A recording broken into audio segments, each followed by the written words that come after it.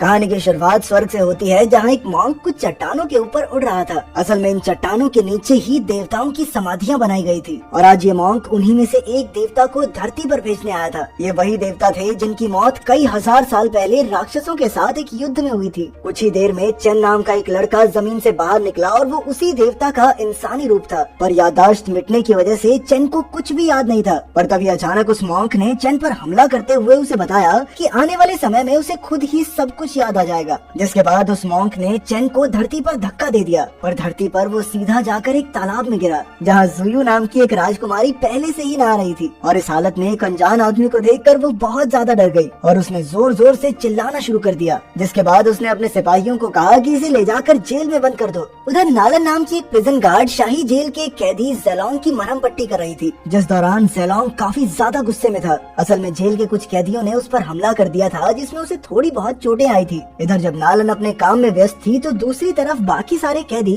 इशारों में एक प्लान की शुरुआत करने की तैयारी में थे। असल में उन सभी कैदियों ने जेल से भागने का प्लान बनाया था, क्योंकि उन सभी को सेनापति शीमा ने सिर्फ इसीलिए कैद किया था क्योंकि उनके पास जादुई शक्तियाँ थी। आसपास का जायजा करने के बाद कैदियों ने छुपाए हुए हथियार निकालकर सिपाहियों पर हमला कर दिया। ये देखते ही नालन और जेलोंग ने अपनी जान बचाने के लिए वहाँ से भागने का फैसला किया। जिसके बाद वो लोग एक खास जगह पर गए जहाँ दीवारों पर कुछ कागज चिपके हुए थे, पर जैसे ही जेलोंग ने उनमें से एक कागज को छुआ तो उसके हाथ में अलग सी जादू शक्तियाँ आ गई। असल में ये कागज लोगों की शक्तियाँ छीनने के लिए लगाए गए थे, लेकिन ऐन वक्त पर नालन ने जेलोंग का हाथ पकड़कर उसे बचा लिया। जिसके बाद उनके पास कैदियों का सामना करने के अलावा और कोई चारा नहीं था। उसी वक्त सभी कैदियों ने नालन को चारों तरफ से घेर लिया।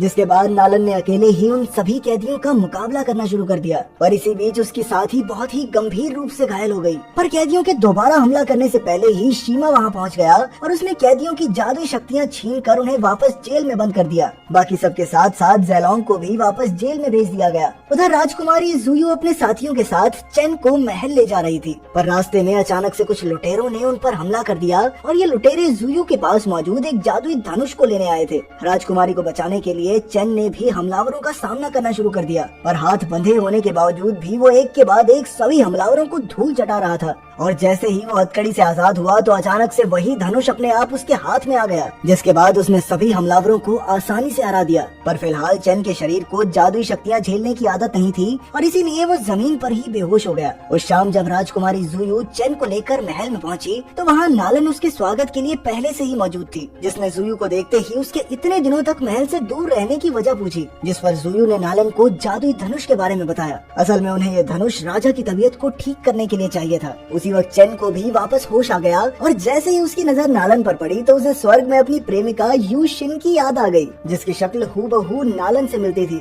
वो लगभग 10,000 साल पहले स्वर्ग से गायब हो गई थी। उस वक्त चेन भी युद्ध में राक्षसों के खिलाफ लड़ रहा था। इधर नालन और जुयू अभी बात ही कर रहे थे, पर वहीं चेन उस कमरे में पहुंच गया जहां पर वो जादुई धनुष रखा हुआ था। और जैसे ही जुयू को उसकी गुमशुदगी का पता चला तो उसने तुरंत ही सिपाहियों को चेन को ढूंढकर जेल में बंद करने का आदेश दिया। फिलहाल चेन उस जादुई धनुष की शक्तियों से दूर जाने की कोशिश कर रहा था, पर हर बार वो धनुष उसे खींचकर अपने पास ले आता और इसी चीज का असर राजा की सेहत पर भी पड़ रहा था। जैसे ही चेन उस धनुष को पकड़ता तो राजा की तबीयत ठीक हो जाती और जैसे ही धनुष को छोड़ता तो राजा एक बार फिर से बीमार पड़ जाता। इसके बाद जुयू ने वो धनुष उठाकर राजा के हाथ में पकड़ा दिया, पर वो अपने आप उड़कर वापस चेन के हाथ में चला गया, जो ठीक राजा के पीछे ही छुपा हुआ था। और जैसे ही राजा को उसके और धनुष के इस अनोखे रिश्ते के बारे में पता चला तो उसने तुरंत ही चेन को दवा खाने में आराम करने के लिए भेज दिया। उधर सेनापति शीमा का बेटा लिंगोंग उससे मिलने के लिए आया। जिसके बाद हमें पता चलता है कि जुयू पर जो हमला करवाया गया था उसके पीछे शीमा और उसके बेटे का ही हाथ था। इस हमले के जरिए वो जुयू से वो जादुई धनुष छीनना चाहते थे। लिंगोंग इस काम में तो नाकामयाब हो गया था, पर फिर उसने शीमा को चेन और जादुई धनुष के अनोखे रिश्ते के बारे में बताया। साथ ही उसने ये भी बताया कि कैसे चेन ने अकेले ही उस धनुष का इस्तेमाल करके सभी हमलावरों को मार गिराया था। ये सुनते ही शीमा अंदर ही अंदर काफी ज्यादा खुश था, क्योंकि अब वो चेन का इस्तेमाल राजा के खिलाफ जाल बिछाने में करना चाहता था। उधर चेन को सपने में अपने स्वर्ग की जिंदगी दिखाई दे रही थी, जहाँ वो जादुई धनुष की मदद से राक्षसों से लड़ रहा था, जिसका मतलब था कि वो जादुई धनुष असल में चेन का ही हथियार था और इसीलिए वो बार बार उसे अपनी तरफ खींच रहा था। नींद से जागने के बाद वो सीधा नालन के पास पहुंच गया और उसने नालन से पूछा कि क्या वो उसकी प्रेमिका यू शिन थी।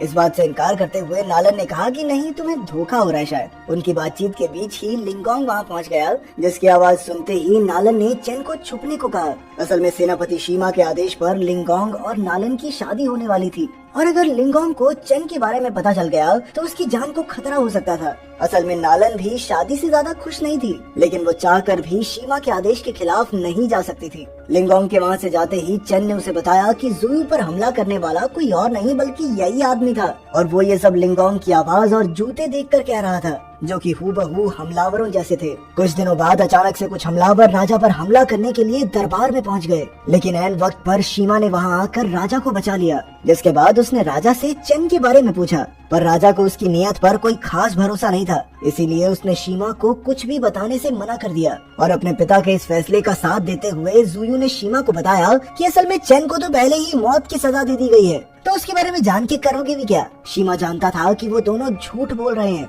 और इसीलिए उसने चेन का पता लगाने के लिए शाम को नालन को अपने पास बुलाया, पर उसने भी चेन को बचाने के लिए शीमा को झूठ बोल दिया। जिसके बाद शीमा उसे शादी के लिए तैयार रहने को कहकर वहाँ से चला गया। अंदर ही अंदर नालन इस शादी से इनकार करना चाहती थी, पर उसके अंदर शीमा के सामने कुछ भी बोलने की हिम्मत ही नहीं थी। उधर राजकुमारी जुयू ने चुपके से चेन को पकड़कर जेल में भेज दिया, लेकिन वहाँ भी चेन खुद को आजाद करने में कामयाब हो गया। जिसके बाद उसने जुयू को ही अपना कैदी बना लिया, और ये सब देखकर सिपाहियों ने सेनापति शीमा को तुरंत ही इसकी खबर दी। इधर शीमा को तो इसी मौके का इंतजार था, और वो खबर मिलते ही तुरंत जेल में पहुंच गया। जिसके बाद उसने चेन को एक खास जेल में बंद करने का आदेश दिया, जहां से भागना बहुत ज्यादा मुश्किल था। और उसी जेल में चेन की मुलाकात ज़ेलोंग से हुई, जिसने तुरंत ही उसे पहचान लिया। असल में राक्षसों और देवताओं के बीच हुई लड़ाई में ज़ेलोंग भी स्वर्ग की तरफ से लड़ा था, और इसीलिए वो चेन की सच्चाई को अच्छे से जानता था। कुछ दिनों बाद नालन और लिंगोंग की शादी तय कर दी गई, पर नालन अपनी शादी वाले दिन भी लगातार चेन की सुरक्षा के बारे में सोच रही थी,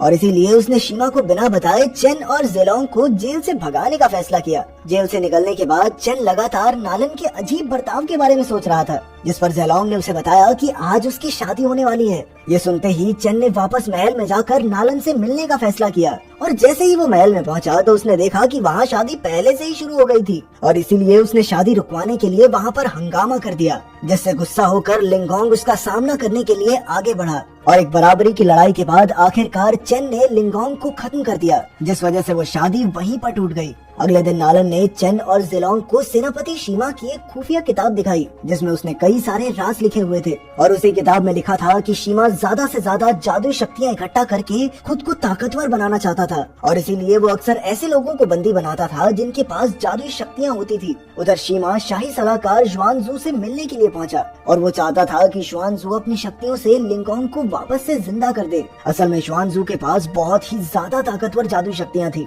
और उसी ने शीमा को ज्यादा से ज्यादा लोगों से शक्तियाँ छीनने को कहा था, पर इस बार शीमा की मदद करने की बजाय जुआनजू ने उसका कत्ल कर दिया।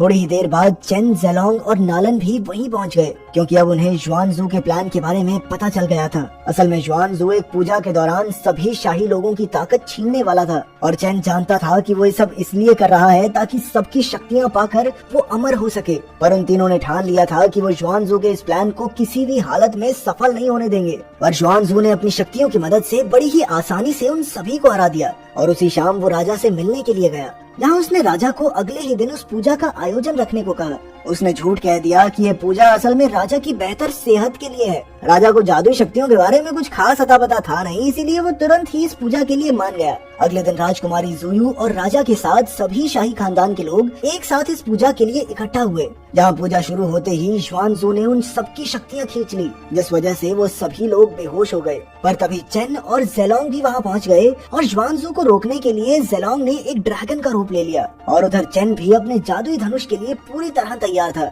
जिसके बाद उन दोनों ने एक साथ मिलकर बड़ी ही आसानी से जुआनजू को हरा दिया, और उसकी इस हार के साथ ही राजा और बाकी लोगों को वापस होश आ गया, और इसके बाद आखिर में चेन की याददाश्त भी पूरी तरह वापस आ गई।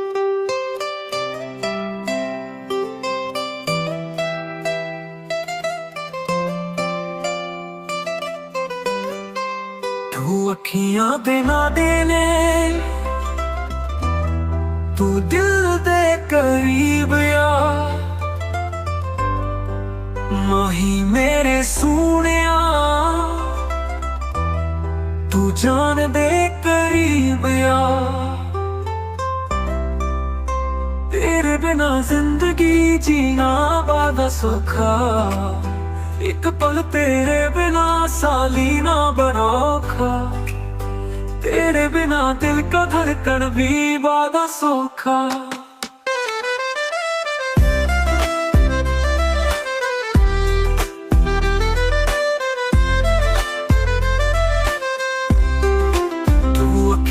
देना दे यार,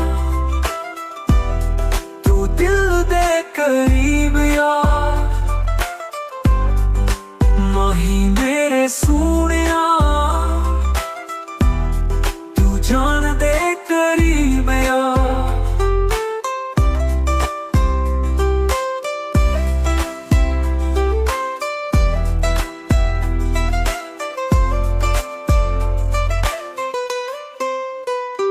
तेरे प्यार दी खुशबू मेरे दिल विच बसदी, तेरे प्यार दी याद मैनू पल पल दसदी।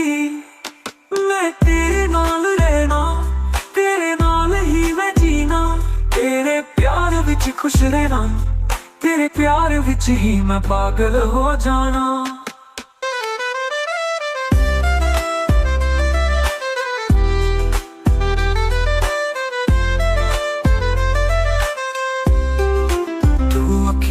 देना दे यार,